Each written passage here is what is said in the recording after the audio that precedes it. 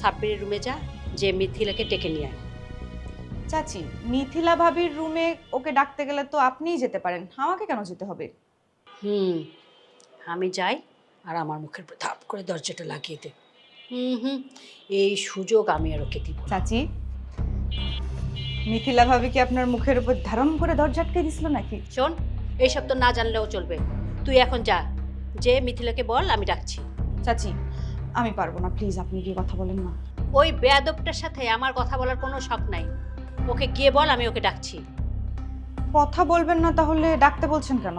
ডাকতে বলছি রান্নাঘরে এসে আমার কাজে সাহায্য করবে, তাই তুই মিথিলাকে গিয়ে বলবি রান্নাঘরে এসে আমাকে কাজের হেল্প করতে। চাচি, আমি পারবো না, কারণ আপনার মুখের সামনে দরজা না আটকালেও আমার মুখের সামনে ঠিকই ধারাম করে দরজা আটকাই দিবে। এবারের মতো আমারে মাফ করেন চাচি। তা পারবি কেন? পারবি তো আমার সাথে ঘুরিয়ে পেঁচে কথা বলতে আর বাইরে বাইরে ঘুরে বেড়াতে।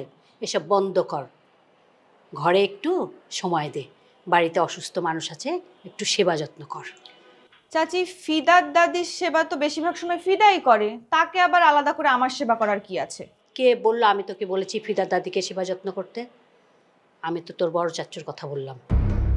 বড় চাচু? বড় চাচুর কি হয়েছে? হঠাৎ করেই অসুস্থ হয়ে পড়েছে। কি হয়েছে? আমি তো কিছুই জানি না। জানবি কি করে? সারাদিনই তো বাইরে বাইরে থাকিস, বাড়ির খোঁজ খবর রাখিস? পড়ালেখা নিয়েই তো ব্যস্ত থাকিস।